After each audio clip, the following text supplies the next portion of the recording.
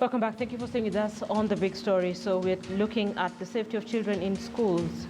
7 children lost their lives at Precious Talent when a 2-story building caved in. Over 64 were injured, taken to hospital. And we are having a conversation about the quality of buildings in the country. We're speaking to Professor Alfred Omenya, who's an architect. We also have Moses Nyakyongora, who's the Secretary, National Building Inspectorate. Nyakyongora, just before we went for the break, you mentioned something that I'm still trying to digest, that you've done your inspection, and in doing your inspection, you've realized that about 10,500 buildings are unsafe.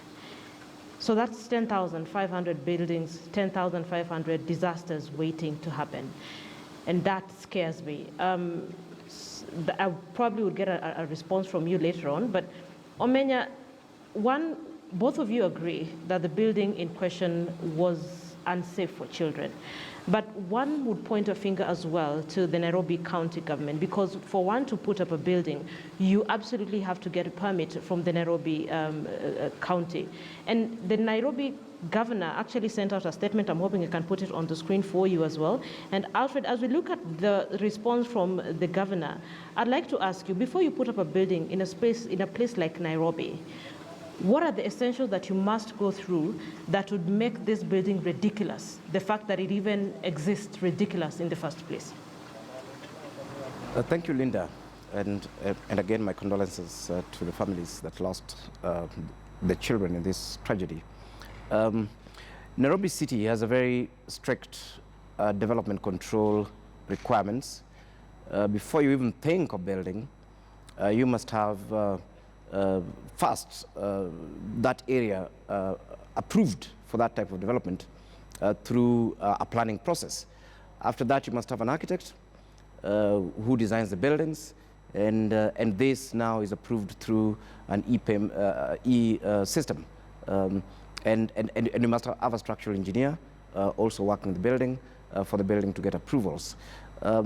If you dare build without approval, we actually have in every single ward, in every single part of the city, we have enforcement officers who will quickly come and stop you dead in your tracks. In fact, they will stop you even from painting your building. They'll stop you from making little repairs on your walls. What am I actually saying? I'm saying that, in fact, even if this building was a normal building that had been designed by professionals, that was of good quality, the city inspectorate would still be there to ensure that the requisite approvals are in place. But we've seen consistently this same city inspectorate looking the other side when it comes to construction in informal areas, because I think people have gotten this crazy idea in their heads that those places do not need safety, that those places do not need approval, and so on. And that's how we end up with these really crazy buildings. But as I've said here before, you cannot convince me that the city inspectorate never saw that building. In fact, the truth of the matter is that they saw it. They've been seeing them coming up, and the truth of the matter is that they are bribed. They go there to extort those same individuals, hoping that a disaster like this would not happen. It is impossible to build anything. I'm an architect. I practice in this city. Even my own house, when I start just doing normal maintenance, it takes less than a day for the people to arrive there. They're always all over the place. Yes, so it is not about lack of not knowing what's going on, but it is actually about looking the other side when it comes to construction in these particular places. And incidentally, these are the places that need protection from the building code. These are the places that need protection from the building regulations, because the core of the building regulation is safety of people and their property. And therefore, it makes sense that the most unsafe places, the most unsafe buildings, are the places where you expect the city to enforce vigorously. But where is the city enforcing? The city is enforcing in Karen, the city is enforcing in Muthaiga, the city is enforcing in South B, where there are architects and engineers and planners, very well trained, who are actually working on very decent buildings, and they're harassed, actually, as it were. But meanwhile, where the city is meant to be doing the work, particularly in informal areas where there's precarious environment already, even before the construction is done, we see the city actually not delivering at all. I kind of agree with you when you say perhaps the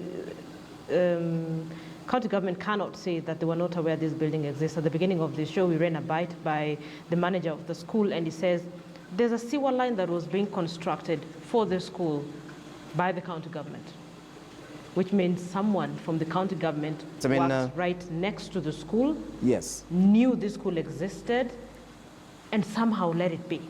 And that bothers me. And the school is very unique because, I mean, before we've had private residences collapsing, but in this particular instance, a school, which means that there are two regulators involved here.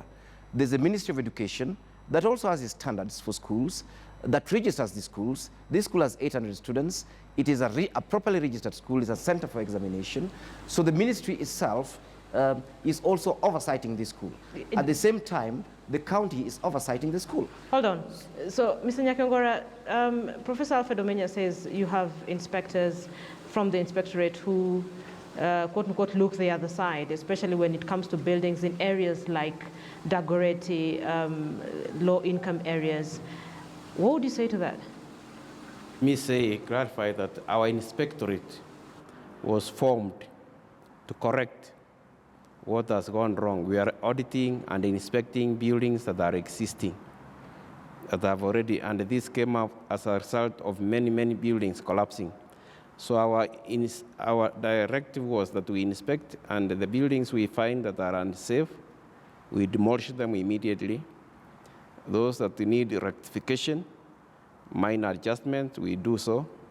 Those that do not have approvals, the county government and other county governments came up with what we call regularization bill, which eventually became an act of their counties, such that if for one reason or another your building is okay and you have a professional taking responsibility, you can take it for regularization so that it's approved and put in archives. What we are coming up with a legislation called the Build Environment Bill, which is under process, and it has gone quite many steps. As soon as you do your building and you have finished, you have been given an occupation certificate, nobody ever comes to check whether the building is still okay, whether you have changed use, whether it has gone bad over a period of time because there is settlement, there are tremors which can affect your buildings. This bill might go a long way. May not be a complete solution, but it will go a long way to ensure that a building that is done can be inspected, mandatory inspection, either after 5 years or 2 to 3 years, so that people are assured that your building, the way it was done, it is safe, and the residents are staying in a building that they are sure do not collapse the following day. The 10,000, I could clarify, the 10,500 I said are not perfect. They are not very safe, but they have minor defects here and there. The ones that I said are completely dangerous are 750 in Nairobi especially, and a few in Kisii and Kiambu. So how many buildings have you demolished? We have demolished about 38 buildings so far. 750? 38. We have demolished 38. These were the ones which we saw eminently they were going to collapse and they kill people. The only problem, there are places where we have court cases, somebody goes to court, and we have to obey court orders, and we wait until the case is taken. People take advantage of that, and they stay. And maybe they even reduce rent to entice the unsuspecting tenants. It is a very dangerous situation. And what I would urge the public as a whole, let's all be vigilant. Know your neighbor, know your neighboring building if you are staying somewhere. And we have hotlines. We don't get a lot of information. We cannot be everywhere because as we are inspectors, just continuing to inspect and audit. Sir, with all due respect, there's no way a building will give you an indication that I'm going to collapse, I'm going to go down anytime soon. It's up to the inspectorate and indeed the relevant authorities to ensure that the buildings that are coming up are safe. That is how it should work. It's not true. For people to get inside and then watch out for your neighbor and see how the buildings are. And if you notice something, call us. It may be too late. And this is why we keep getting ourselves in this particular point where we are. And I am upset because I'm a parent. And I am upset because 7 children died. So while we're having that conversation, I'd like us to listen into what the Education Cabinet Secretary George Magoha had to say today when he visited that particular school. That have been to all the other classrooms. And in my most humble opinion, they are stable. So if a spade must be called a spade ahead of the investigations, which you are pushing me to say, you notice that somebody went and built another story on top of the temporary structure. And I think for you to be fair to me, you should have allowed our investigations to get there. Now, if you go ahead and do so, and you don't get anybody's approval, I think we should be fair to each other, including being fair to government. Because if the owners of this school had remained with a single-story building, this accident should not have occurred. If we were working in an ideal situation, they would have come to ask for approval from the ministry, which I can guarantee you they would never have gotten. I have about 1,500 officers doing quality assurance all over the country. And I must defend them because with 30,000, over 30,000 primary schools, something like this can slip your sight. And I want to take responsibility as the minister and government who is responsible, that I will continue to inspect and to ensure that people comply with the law. I think that is the bottom line. That is the bottom line, because after I've gone around here, if there was no other story put on top of that building, these innocent children would not have died.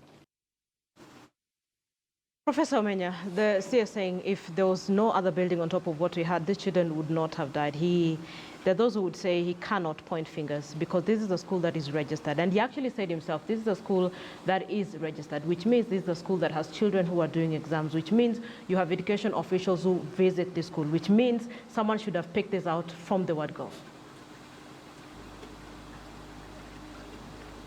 Omenya? Yes, I think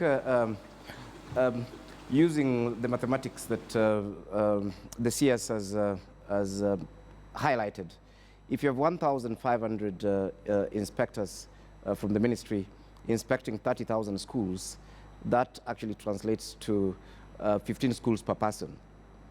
I don't understand how one person cannot inspect 15 schools. It just doesn't make sense to me. That is 15 days of work.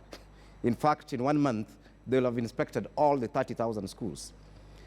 Yes, so, but I do understand that the CS is there to defend his employees in the ministry, which is unfortunate because the students who passed on there are also, they also belong to the ministry and the ministry is responsible for them.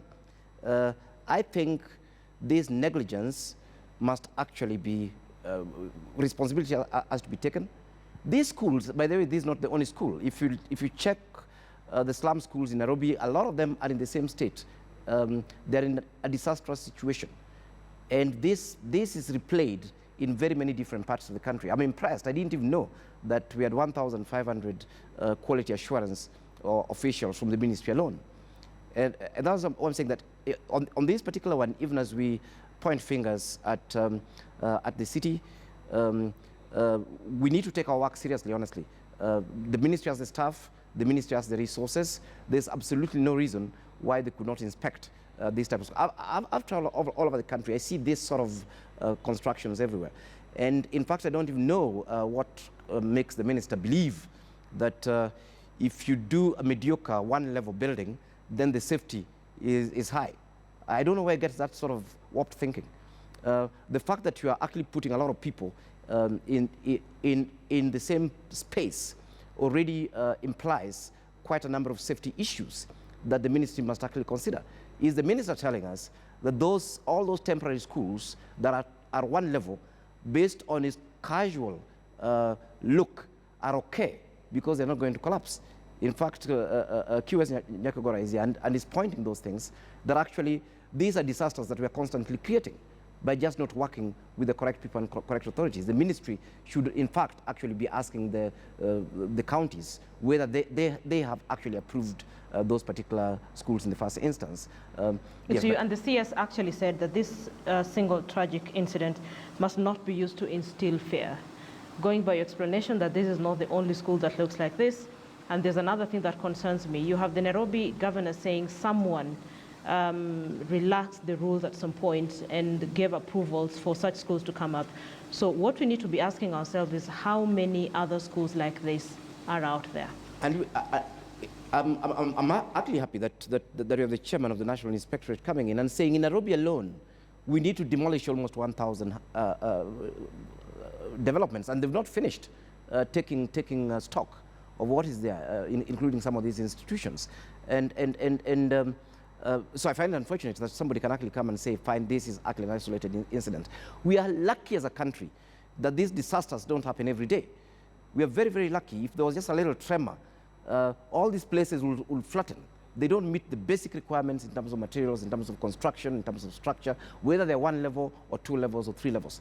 And that has been corroborated here. Nairobi alone, we are saying, we have thousands of buildings that need to be demolished. And we haven't looked at Nakuru and Mombasa and Kisumu and all these other places. Yeah, so I think we need to be serious. The ministry needs to take stock of all the buildings and actually see the status of this. Of course, in addition to this, we have those issues of ridiculous numbers. This school is so small. It was sitting on less than 1 acre. And you are there over 800 students in that one little center. Is that the carrying capacity that the ministry is proud of? I hear you. And that is a concern for a lot of people out here. Mr. Nyakyongora, you get the final word because you come from the National Building Inspectorate. What is the way forward in 40 seconds? The way forward is for us to be vigilant. You heard the CS saying he has a number of staff, but you cannot be everywhere.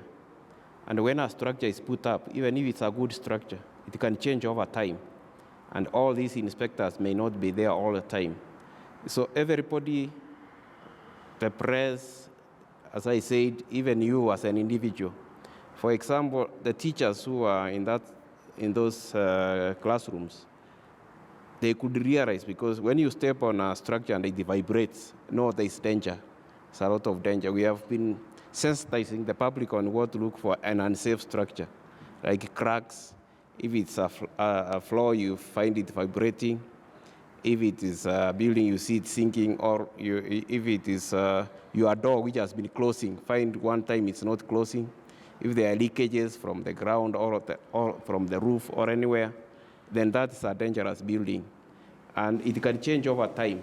So okay. If all of us are vigilant and be aware, be aware and report, even to police, to chiefs. I hear you.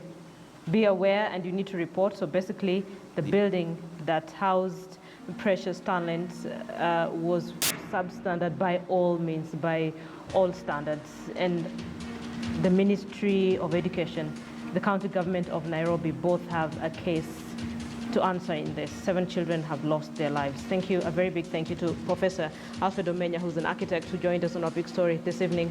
Moses Nyakyongora as well, who's Secretary National Building Inspectorate. A big thank you as well to John Kiarie, Member of Parliament, Dagoretti South, and of course, our lead reporter, Jeff Kirui. I'm Linda Ogutu.